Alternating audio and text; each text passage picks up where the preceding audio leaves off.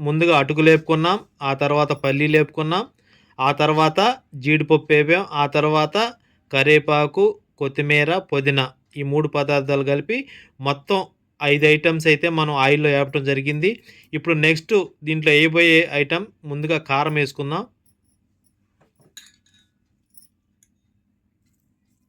గరం మసాలా కారం అనమాట. ఇది కొంచెం టేస్ట్‌గా చాలా రుచిగా ఉంటుంది. వెంటనే పసుపు వేసుకుందాం. తగినంత పసుపు, తర్వాత తగినంత గరం మసాలా అంటే జీలకర్ర పౌడర్ అనమాట. జీలకర్ర కొన్ని మసాలా దినుసులు వేసి పౌడర్ అనమాట. ఇది టేస్ట్‌కి అనమాట ఇవన్నీ. తర్వాత తర్వాత మనం సాల్ట్ వేసుకోవాలి. ఇప్పుడు ఇందులో సాల్ట్ వేసుకుందాం. అన్నేది చూడు నన్నేది చూడు అంటది సాల్ట్. ఎన్ని వేసినా కూడా సాల్ట్ లేకపోతే ఆ టేస్ట్ అనేది రాదనమాట. ఇప్పుడు వీటన్నిటిని కూడా మనం కలుపుకుందాం. స్పూన్‌తో కలుపుకుందాం. ఒక్కొక్క ఐటెం కలిసే విధంగా స్పూన్‌తో అయితే కలుపుకుందాం అనమాట. ఇక తింటుంటే నా సామిరంగా మామూలుగా ఉండదనమాట. ఈ కరకరలాడుతూ అసలు ఎంత టేస్ట్‌గా ఉంటాయంటే మామూలుగా ఉండవన్నమాట ఇవి.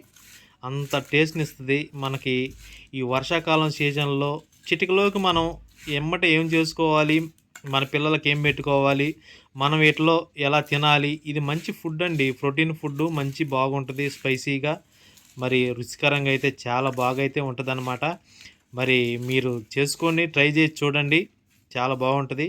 ఇదైతే అయిపోయిందనమాట. ఇక మనం తినటమే ఆలస్యం. చూడండి అయితే చాలా బాగా అయితే రెడీ అయిపోయింది. కరకరలాడే అటుకులతో మేము కారబుందిలా తయారు చేసామండి. ఇవన్నీ ఒక్కొక్కటిగా వేపుకొని ఇలా కలుపుకొని ఇలా తయారు చేసాము. హాయ్ హలో అండి. వేడి వేడిగా అటుకులు రెడీ అయిపోయింది. మరి దీంట్లోకి మనం ఏం వేసుకున్నామో అన్నీ చూపించాము. మళ్ళీ మీకు ఒకసారి చెప్పబోతామన్నాను. 2 కప్పులు అటుకులు, పల్లీలు, జీడిపప్పు, కొత్తిమీర, పుదీనాకు, కరివేపాకు, ఉప్పు, కారం, గరం మసాలా అన్నీ కలుపుకొని ఇలా అయితే మనం చేసుకున్నాం. ఇవి అయితే చాలా టేస్ట్‌గా ఉన్నాయండి. రుచి అయితే మామూలుగా లేదు.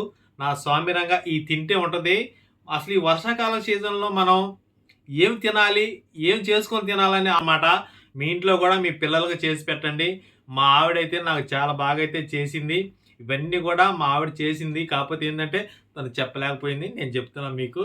ఎందుకంటే ఇలా చేసుకొని తినండి చాలా బాగుంటాయండి. చిటికలోకి అటుకులతో మనం స్పైసీగా కరకరలాడే కారబుందిలాగా ఎంత టేస్ట్‌గా ఉన్నాయంటే మామూలుగా లేవు. అబ్బా! సూపరో మామూలుగా చేయలేదన్నమాట. అంత టేస్ట్‌గా ఉన్నాయి. మీరు కూడా ట్రై చేయండి. ఓకేనా?